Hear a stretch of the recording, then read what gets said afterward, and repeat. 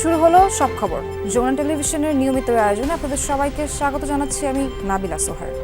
বিএনপির একজন জীবিত থাকলেও তাদেরকে মাইনাস করে ক্ষমতায় যাওয়ার খায়েশ পূরণ হবে না বলে মন্তব্য করেছেন দলটির স্থায়ী কমিটির সদস্য মির্জা আব্বাস। পল্টনে জুলাই আগস্ট গণঅভ্যুত্থানের শহীদদের স্মরণে মৌন মিছিল ও দোয়া অনুষ্ঠানে এসব কথা বলেন তিনি। এর আগে বেলা ৩টার পর থেকে রাজধানীর বিভিন্ন ওয়ার্ড থেকে মিছিল নিয়ে আসেন নেতাকর্মীরা। মিছিলগুলো পল্টন হয়ে মালিবাগে আবুল হোটেলের সামনে গিয়ে শেষ হয়। বিএনপির কেন্দ্রীয় কার্যালয়ের সামনে মিছিল পূর্ব সংক্ষিপ্ত সমাবেশে মির্জা আব্বাস বলেন, শহীদদের কেউ আজ বেঁচে থাকলে লজ্জা পেতেন, কারণ তাদেরকে বিক্রি করে রাজনীতিতে প্রতিষ্ঠা পাওয়ার চেষ্টা করছে একটি দল। তিনি অভিযোগ করেন, বিএনপির প্রতি পক্ষপাতমূলক আচরণ করছে সরকার।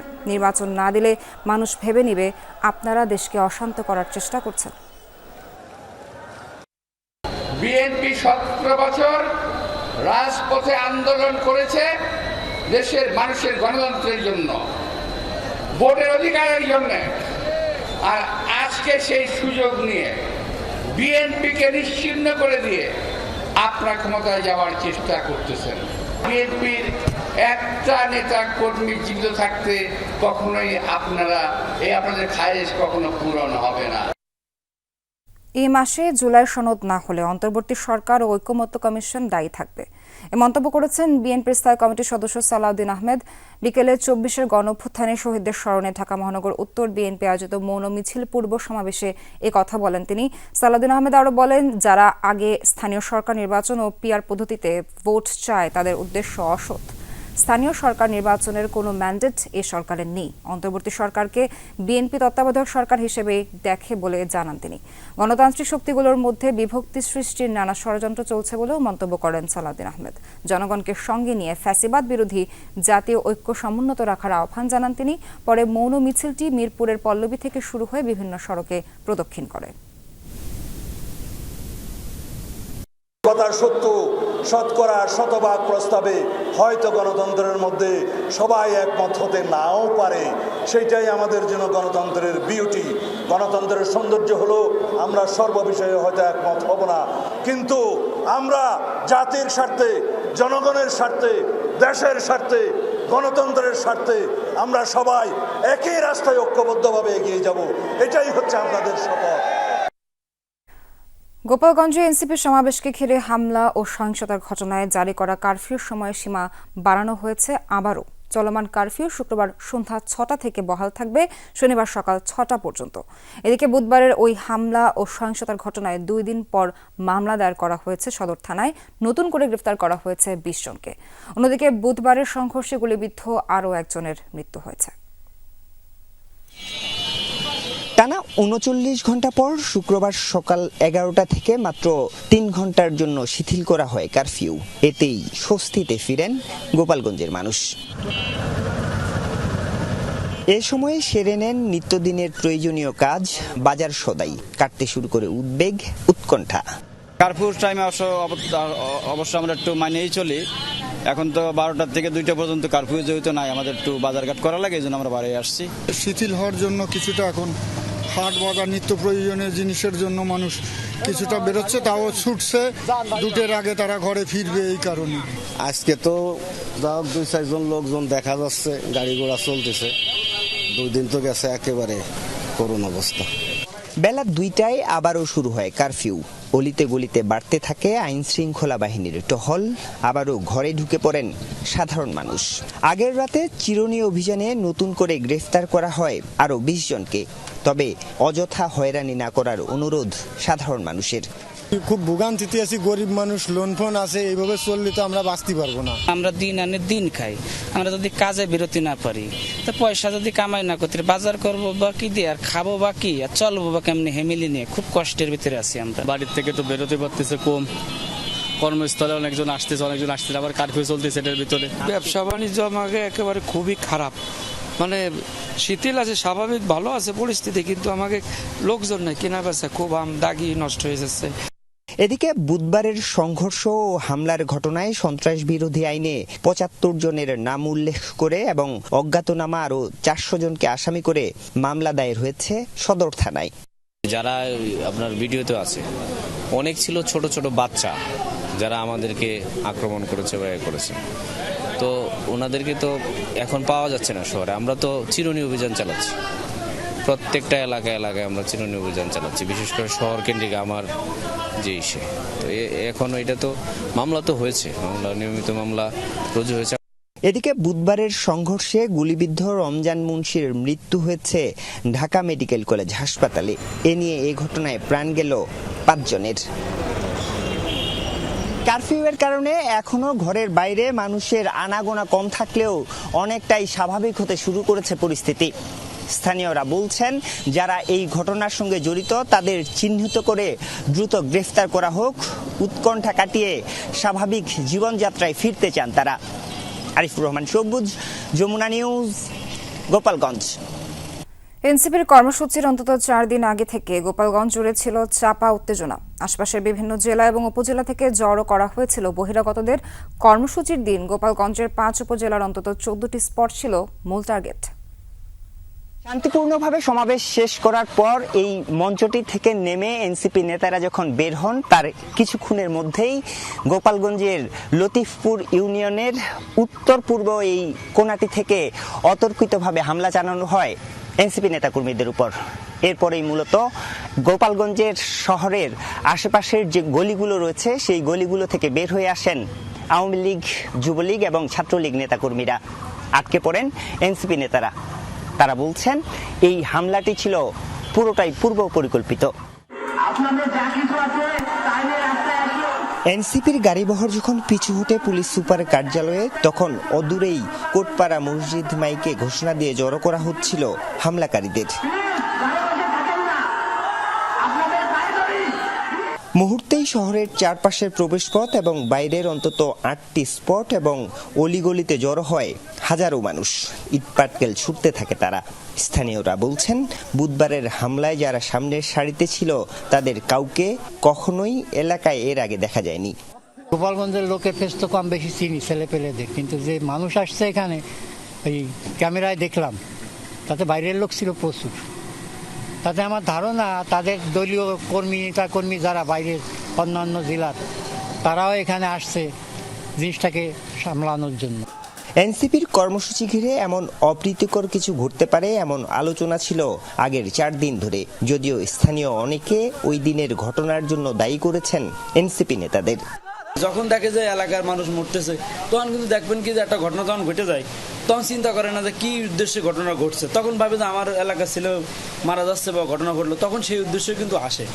যখন মাইকি ঘোষণা দিয়েছে তখন তো জানবে না যে কি ঘটনার আসলে উদ্দেশ্য ঘটছে। অবশ্যই উস্কানির কারণে এটা হয়েছে, কারণ সারা বাংলাদেশে যারা করে আসতেছে না পদযাত্রা, কোথাও কোনো ধরনের অপ্রীতিকর ঘটনা ঘটছে, তারা কখনো বলছে যে আমরা মার্চ টু ঝিনাইদহ গেলাম, মার্চ টু খুলনাতে যাচ্ছি, এরকম বলছে। তারা পদযাত্রা করছে, তাদের ভবিষ্যৎ উদ্দেশ্য কি? তারা হচ্ছে জনপ্রতিনিধি হবে, মানুষের ভোট আদায় করবে। গোপালগঞ্জে কালকে তাদের একটা ভোট অর্জন হয়েছে। এর মধ্যে এই ঘটনার তদন্ত শুরু হয়েছে। প্রশাসন বলছে, হামলায় যারা অংশ নিয়েছিল অধিকাংশের বয়স ছিল 20 থেকে 22 বছর। জড়ো করা হয়েছিল বহিরাগতদের। কিছু দুষ্কৃতিকারী আমাদের কাছে ইনফরমেশন এরকম যে বাহির থেকেও এই গোপালগঞ্জে এসেছিলেন। তারা এখনও গোপালগঞ্জের বিভিন্ন এলাকায় অবস্থান করছেন মর্মে আমাদের যে গোয়েন্দা তথ্য সেটি আছে। তো আমরা সেটি তাদেরকে আইডেন্টিফাই করার চেষ্টা করছি।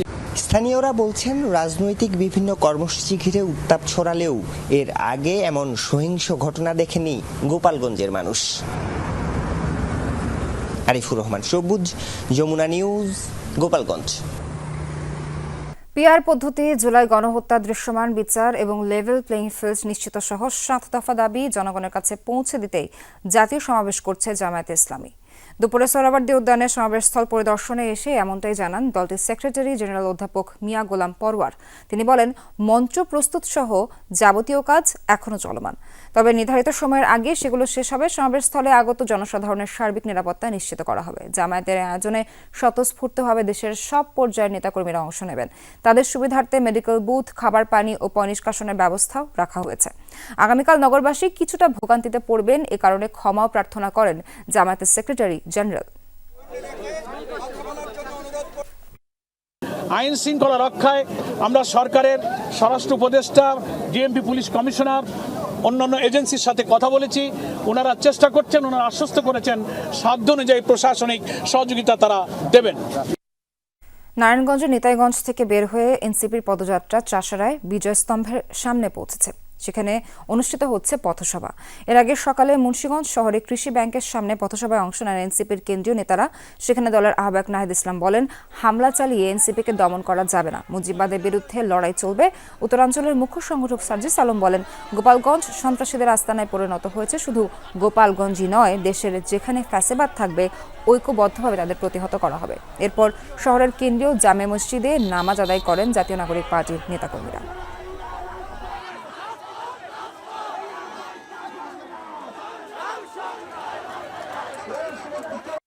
গোপালগঞ্জে হামলা চালানো হয়েছে, বাংলাদেশের আরো 10টা জায়গায় হামলা চালানো হবে। আমাদেরকে দমন করা যাবে না।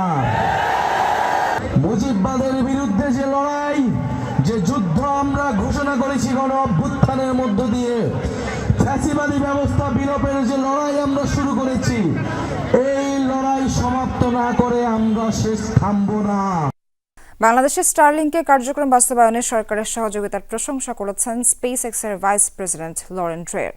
দুপুরে রাষ্ট্রীয় অতিথি ভবন যমুনায় প্রধান উপদেষ্টা ডক্টর মোহাম্মদ ইউনূসের সঙ্গে সাক্ষাৎকালে তিনি মন্তব্য করেন। বলেন, 150টি দেশ ও অঞ্চলে কাজ করে স্পেস এক্স। এত দ্রুততার সঙ্গে সিদ্ধান্ত গ্রহণ আর কোথাও দেখা যায়নি।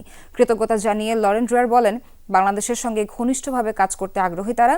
দুর্নীতির বিরুদ্ধে অধ্যাপক ইউনূসের প্রচেষ্টার প্রশংসা করেন লরেন ড্রেয়ার। এ সময় প্রধান উপদেষ্টা বাংলাদেশ সফরের জন্য লরেন ড্রেয়ারকে ধন্যবাদ জানান। বলেন, সারা দেশে নিরবচ্ছিন্ন সংযোগ ও পার্বত্য এলাকায় যোগাযোগ ব্যবস্থার উন্নয়ন জরুরি হয়ে পড়েছে। 100টি স্কুলে অনলাইন শিক্ষা চালুর উদ্যোগ নেওয়া হয়েছে। প্রধান উপদেষ্টা বলেন, সরকার এমন ব্যবস্থা চালু করতে চায় যাতে দেশ ও বিদেশের মানুষ অনলাইনে চিকিৎসকের পরামর্শ নিতে পারেন। তারেক রহমানকে নিয়ে কুৎসা করা হয়েছে, জিয়াউর রহমানকে নিয়েও ব্যঙ্গ করা হয়েছে। এটা রাজনীতির ভাষা নয়, বরং স্বৈরাচারের ভাষা। সকালে জাতীয় প্রেস ক্লাবে এক প্রতিবাদ সভায় মন্তব্য করেছেন বিএনপির স্থায়ী কমিটির সদস্য ডক্টর AZM জাহিদ হোসেন। তিনি বলেন, গোপালগঞ্জের ঘটনা প্রমাণ করে দেশে এখনও স্বৈরাচার সক্রিয়। এই হামলার ঘটনায় নিন্দা প্রকাশ করে বিএনপি।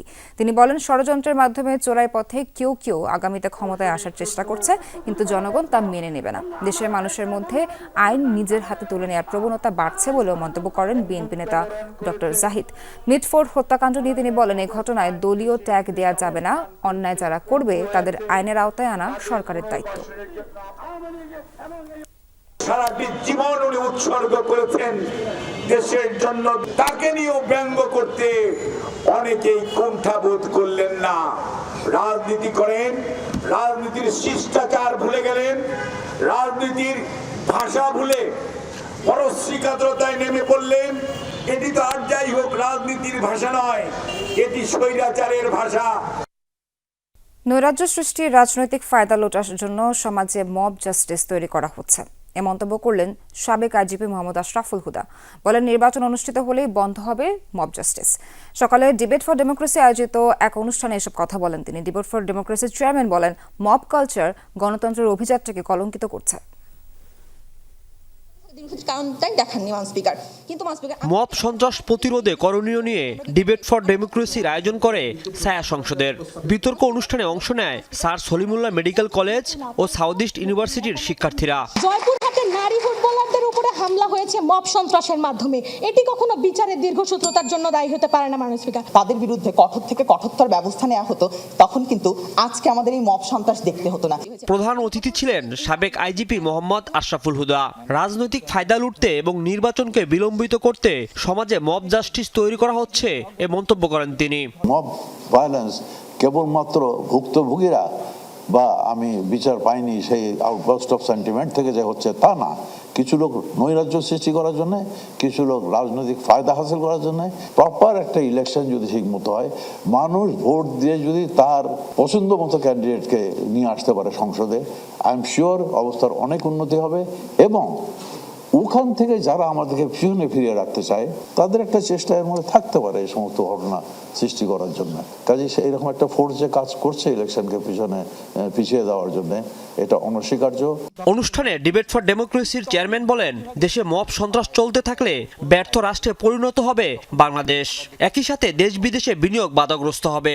যে বাংলাদেশে যে মব সন্ত্রাস নতুন একটা আপদ তৈরি করছে, ক্যান্সারের রূপ ধারণ করছে, মবের মুলুক থেকে আমাদেরকে পরিত্রাণ পাওয়ার জন্য সকল রাজনৈতিক দল, সকল শ্রেণী পেশার মানুষ, সরকার সকলকে ঐক্যবদ্ধভাবে কাজ করতে হবে এবং আইন শৃঙ্খলা রক্ষাকারী বাহিনীর প্রতি তাদের আস্থা রেখে এবং আইন শৃঙ্খলা রক্ষাকারী বাহিনীও যাতে কোনোভাবে জনগণের সে আস্থার বরখেলাপ না করে। বিতর্ক অনুষ্ঠানে বিজয়ী হয় স্যার সলিমুল্লাহ মেডিকেল কলেজ। গৃহীত হয়েছে। রাজীব আহমেদ, যমুনা নিউজ, ঢাকা। 2008 সালে অনুষ্ঠিত নবম জাতীয় সংসদ নির্বাচনের হলফনামায় মিথ্যা তথ্য দেয়ায় সাবেক প্রধানমন্ত্রী শেখ হাসিনা সুস্পষ্টভাবে অপরাধ করেছেন। তার বিরুদ্ধে যথাযথ কর্তৃপক্ষের মামলা করার সুযোগ আছে, এমনটা জানিয়েছে নির্বাচন কমিশন। দুর্নীতি দমন কমিশনের সচিবকে এক চিঠিতে এই বিষয়ে অবহিত করে নির্বাচন কমিশন। হলফনামায় সম্পদের মিথ্যা তথ্য দেয়ায় গণপ্রতিনিধিত্ব আদেশ 1972-এর আওতায় আইনগত ব্যবস্থা নিতে গত 22 মে চিঠি দেয় দুদক। বলা হয়, মিথ্যা তথ্যের বিষয়টি হলফনামা যাচাই বাছাইয়ের সময় চলে যাওয়ার পর উত্থাপিত হয়। তাই এই বিষয়ে নির্বাচন কমিশনের এখন ব্যবস্থা নেওয়ার সুযোগ নেই। ইসি জানায়, হলফনামায় মিথ্যা তথ্য দিয়ে শেখ হাসিনা দণ্ডবিধির 181 ধারার অপরাধ করেছেন। আইন অনুযায়ী যে ম্যাজিস্ট্রেট বা নোটারি পাবলিকের নিকট শেখ হাসিনা মিথ্যা তথ্য দিয়েছেন, সেই ম্যাজিস্ট্রেট বা তার ঊর্ধ্বতন কোনো সরকারি কর্মচারী জুডিশিয়াল ম্যাজিস্ট্রেটের নিকট লিখিত অভিযোগ দায়ের করতে পারবেন। ভুটান নারী ফুটবল লিগে সাবিনা ঋতুপর্ণাদের পারো এফসির কাছে 22-0 গোলে বিধ্বস্ত হয়েছে ফুট সিলিং এএফসি। সর্বাধিক 7 গোল করে ম্যাচ সেরা হয়েছেন বাংলাদেশের সাবেক অধিনায়ক সাবিনা খাতুন। ঋতুপর্ণার ডাবল হ্যাট্রিকের সাথে সুমাইয়া মাতসুমিশা করেন 4 গোল, মনিকা চাকমাও পান গোলের দেখা। 22 গোলের বড় ব্যবধানে জয়ের দিনে বাংলাদেশি ফুটবলাররা করেন 19 গোল।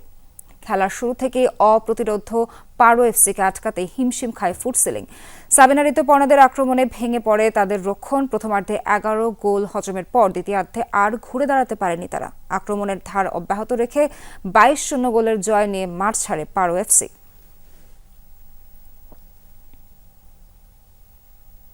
ঢাকায় আনুষ্ঠানিকভাবে জাতিসংঘ মানবাধিকার কমিশন কার্যালয়ে কার্যক্রম শুরু হয়েছে। বাংলাদেশের সাথে 3 বছর মেয়াদী সমঝোতা স্মারক সই করেছে OHCHR।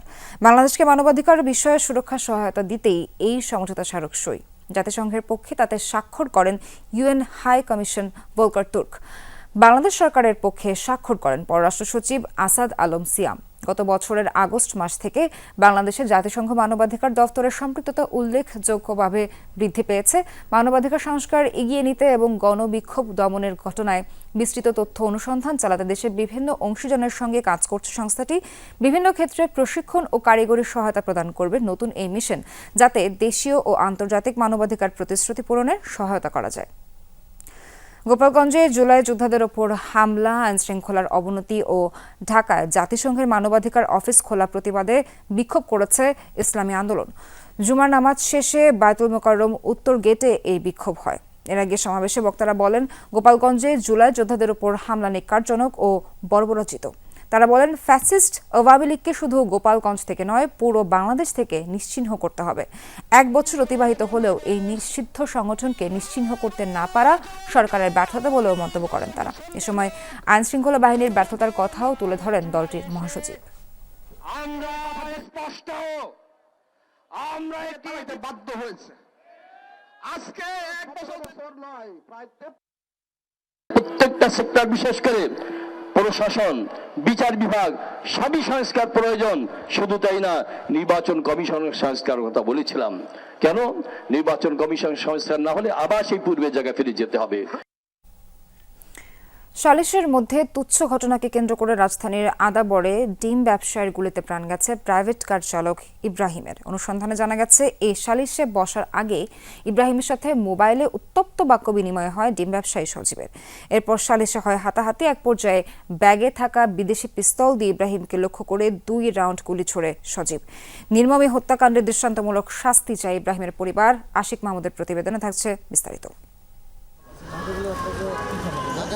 2.5 বছরের ছোট্ট রাফসান এখনো জানে না বাবা পৃথিবীর মায়া ত্যাগ করেছেন 2 দিন হলো। বাবার মৃত্যুর শোকে মা লাইজু আক্তার মূর্ছা যাচ্ছে বারবার। কথা বলার শক্তিও হারিয়ে ফেলেছেন তিনি। এদিকে আদরের ছোট ভাইকে হারিয়ে বোনদের আহাজারিও কিছুতেই থামছে না।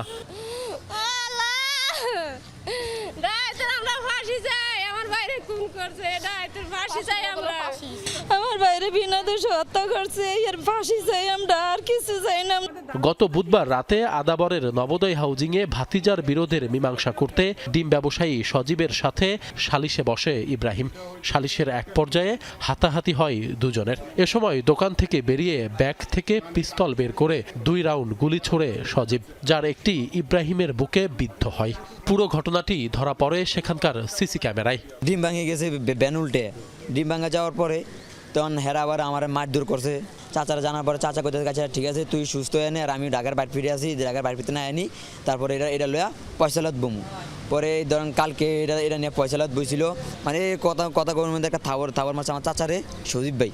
সজীব ভাই থাবর মারার পরে তা আপনার এরপরে এনে মানে একটু কুদাকুদি হয়েছে, তকত হয়েছে। পরে এরা বাইরে ফিটে বাইরে গেছে, বাইরে আনার লগে আপনার পরে হ্যাঁ এখানে একটা ব্যাগ ছিল, ব্যাগের তো পরে বাইর করে পরে আমার চাচারে গুলি করছে সজীব ভাই। এ সময় ঘটনাস্থল থেকেই সজীব ও তার ভাই রুবেলকে আটক করে গণধোলাই দেয় স্থানীয়রা। পরে পুলিশ ও সেনা সদস্যরা এসে তাদের উদ্ধার করে গ্রেপ্তার দেখায়।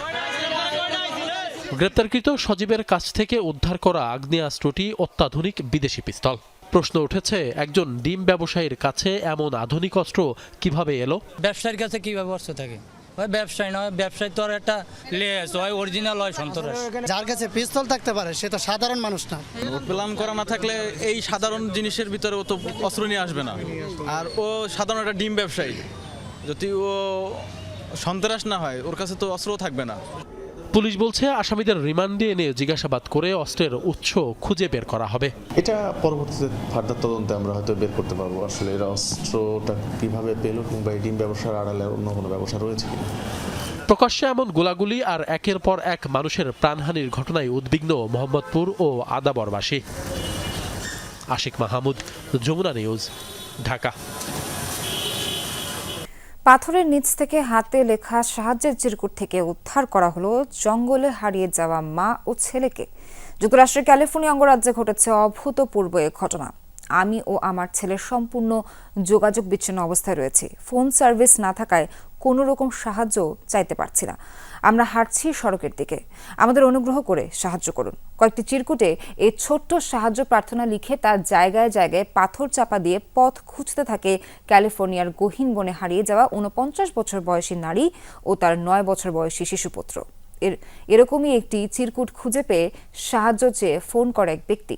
এরপর নিখোঁজ মা ছেলের এই জুটিকে খুঁজতে তৎপর হয় উদ্ধারকারীদের দল। পথ খুঁজতে জিপিএস সিস্টেম ব্যবহার করেছে ওই নারী, ফলে তাকে উদ্ধার করতে খুব বেশি বেগ পেতে হয়নি, জানায় নিরাপত্তা বাহিনী। শ্রীলঙ্কার মতো বাংলাদেশের তামিম মুশফিকরা ভিন্ন ভিন্ন ভূমিকায় দায়িত্ব নিলে দেশের ক্রিকেটে আসবে পরিবর্তন। নিবেদিত ক্রিকেট সংগঠক আর সর্বোচ্চ লেভেলের সাবেকদের অনেকে কাজ করতে না পারায় দেশের ক্রিকেট কিছুটা পিছিয়ে গেছে বলে দাবি গাজী আশরাফ হোসেন লিপুর। অবকাঠামোগত উন্নয়নে সরকারের সহযোগিতার আহ্বান সাবেক এই অধিনায়কের। দেশের ক্রিকেটে চলছে কঠিন এক সময়, বইছে পালাবদলের হাওয়া। সিনিয়র ক্রিকেটারদের বিদায়ে তৈরি হয়েছে শূন্যস্থান, যা পূরণ করতে সর্বোচ্চটাই দিচ্ছে ক্রিকেটাররা। সবশেষ শ্রীলঙ্কার মাটিতে ইতিহাস গড়া সিরিজ জয়ের পর বেড়েছে আত্মবিশ্বাসটাও। তবে ক্রিকেটের অবকাঠামো আর নানা সমস্যার কারণে ধারাবাহিক পারফর্মার কিংবা পাইপলাইনটা এখনো সমৃদ্ধ না হওয়ায় অনেক বেশি অপশনও নেই নির্বাচকদের হাতে। ক্লাব পর্যায়ে থেকে জাতীয় পর্যায়ে কাজ করতে না পারা এবং নিবেদিত ক্রিকেট সংগঠকের অভাবটা বড় কারণ বলছেন বিসিবির প্রধান নির্বাচক গাজী আশরাফ হোসেন লিপু। অবকাঠামোগত দিক থেকে আরো অনেক আমরা এগিয়ে যেতে পারতাম, যে একটা ফাউন্ডেশন আমরা অনেক পিছিয়ে আছি অন্যান্য দেশগুলোর সঙ্গে। ক্রিকেট সংগঠকের, নিবেদিত ক্রিকেট সংগঠকের অভাব দেশের বিভিন্ন বিভাগ জেলাগুলোতে আমার মনে হয় কমে গেছে। পালাবদলের কঠিন সময় গেছে শ্রীলঙ্কার ক্রিকেটেও।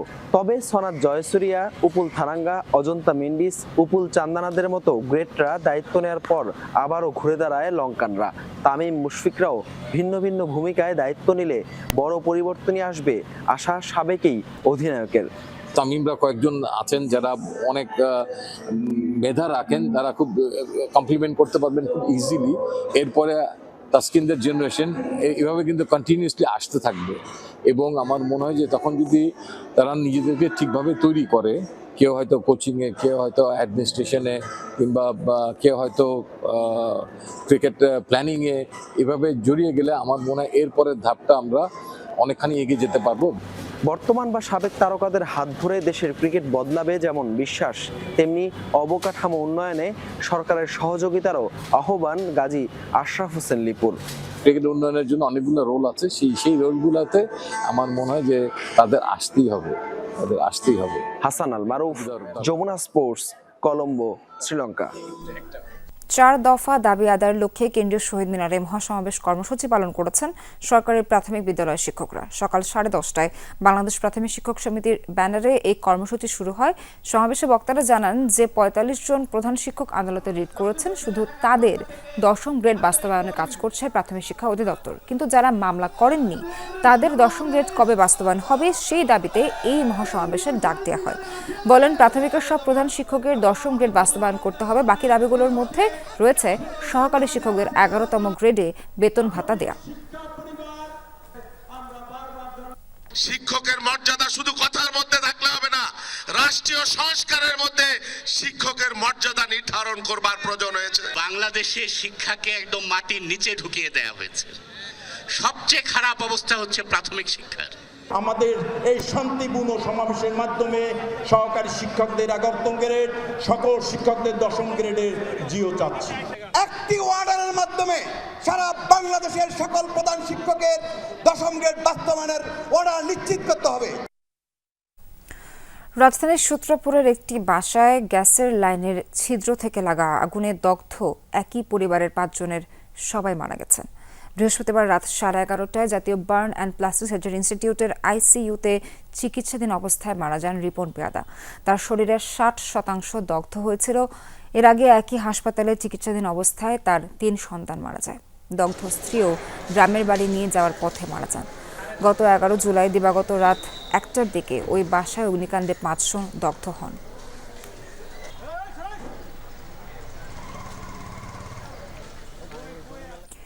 জুলাই গণঅভ্যুত্থানে শহীদদের বিচার কার্যক্রমে যদি কেউ বাধা দেয় তাহলে তাদের প্রতি দেশবাসীকে প্রতিরোধ করে তোলার আহ্বান জানিয়েছেন মীর মুগ্ধের ভাই মাহমুদুর রহমান দীপ্ত।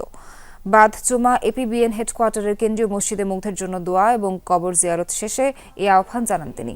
জুলাই গণঅভ্যুত্থানে শহীদদের বিচার কার্যক্রমের জন্য দেশবাসীর কাছে সহযোগিতা চান তিনি। ভবিষ্যতে কাউকে যেন এভাবে আর প্রাণ হারাতে না হয় এমনটাই প্রত্যাশা করেন মুগ্ধের ভাই দীপ্ত। গত বছর এই দিনে পুলিশের গুলিতে শহীদ হন মীর মুগ্ধ।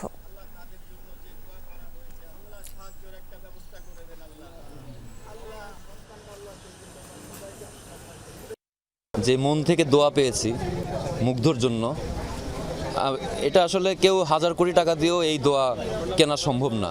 এই বিচার প্রক্রিয়া যদি বাধাগ্রস্ত হয় তার জন্য যাতে দেশবাসী আসলে প্রতিরোধ গড়ে তোলে, যাতে ভবিষ্যতে এ ধরনের ঘটনা না ঘটে, এটা ইনশিওর করার দায়িত্ব আসলে আমাদের দেশবাসী, আমাদের সবারই। জুলাই পুনর্জাগরণ অনুষ্ঠানমালার অংশ হিসেবে রাজধানীতে আয়োজন করা হয়েছে প্রতীকী ম্যারাথন। সকালে চীনমৈত্রী সম্মেলন কেন্দ্রে ম্যারাথনের উদ্বোধন করেন যুব ও ক্রীড়া উপদেষ্টা আসিফ মাহমুদ সঞ্জীব ভুঁইয়া। যাদের আত্মত্যাগে আজ ফ্যাসিবাদ ও স্বৈরাচারমুক্ত বাংলাদেশ, তাদের স্মরণে এই ম্যারাথন। বৈষম্যহীন বাংলাদেশ বিনির্মাণে জুলাই আন্দোলনে যারা ঝাঁপিয়ে পড়েছিল, ফের তারা এক কাতারে প্রতীকী ম্যারাথন প্রতিযোগিতায়। শুক্রবার সকালে জুলাই আগস্ট গণ অভ্যুত্থান দিবস উপলক্ষে প্রতীকী ম্যারাথনের উদ্বোধন করেন যুব ও ক্রীড়া উপদেষ্টা। এতে শহীদ পরিবারের সদস্য ও আহত সহ কয়েক শতাধিক প্রতিযোগী অংশ নেন। বাংলাদেশ চীনমৈত্রী সম্মেলন কেন্দ্র থেকে ম্যারাথন শুরু হয়ে গণভবন, মানিক মিয়া এভিনিউ, খামারবাড়ি, সংসদ ভবন, বেগম রোকেয়া এভিনিউ হয়ে ফের বাংলাদেশ চীনমৈত্রী সম্মেলন কেন্দ্রে এসে শেষ হয়। 5 কিলোমিটারের এই আয়োজনে অংশ নিয়ে আনন্দের কথা জানান জুলাই আহতরা। হাঁটা চলা সম্ভব অসম্ভব পারি না, তো যাক মোটামুটি অনেক ভালো লাগছে। আজকে অপারেশন হয়েছে, পায়ে খুব ব্যথা, এই ব্যথা নিয়ে আমি আসছি, এখন মনে হচ্ছে না যে পায়ের মধ্যে ব্যথা আছে। জুলাই আগস্ট অভ্যুত্থানকে উজ্জীবিত রাখতে এমন আয়োজনের ধারাবাহিকতা থাকবে প্রত্যাশা অংশগ্রহণকারীদের। এত ভোরবেলা এত মানুষ দেখবো এটা ভাবিই নাই। পরে সবার সাথে তাল মিলিয়ে আর কি সম্পূর্ণ ফিনিশ করলাম। মাদক থেকে দূরে থাকার জন্য, সুস্থ থাকার জন্য আমি সবসময় যে কথাটা বলি, দৌড়ের কোনো বিকল্প নাই। প্রতিযোগিতায় বিজয়ীদের মধ্যে পুরস্কার বিতরণ করেন যুব ও ক্রীড়া উপদেষ্টা। বলেন, জুলাই শহীদদের স্বপ্নের বাংলাদেশ তৈরিতে কাজ করছে সরকার। দেশপ্রেমের জায়গা থেকে, কমিটমেন্টের জায়গা থেকে বাংলাদেশকে স্বাধীন করার জন্য লড়াইটা করেছেন। তো আমাদের জুলাই গণঅভ্যুত্থানের শহীদ আহতদের স্বপ্নের বাংলাদেশ গড়ার লড়াইটাও একটা ম্যারাথনের মতো। যত কষ্টই হোক এটা আমাদেরকে শেষ করতে হবে, যত সময় লাগুক আমাদেরকে বাস্তবায়ন করতে হবে। যুব ও ক্রীড়া মন্ত্রণালয় এবং জুলাই শহীদ স্মৃতি ফাউন্ডেশনের যৌথ আয়োজনে জুলাই পুনর্জাগরণ অনুষ্ঠানমালার অংশ হিসেবে দেশের সব জেলায় অনুষ্ঠিত হয়েছে এই প্রতীকী ম্যারাথন। সৌরভী সায়দা, যমুনা নিউজ, ঢাকা।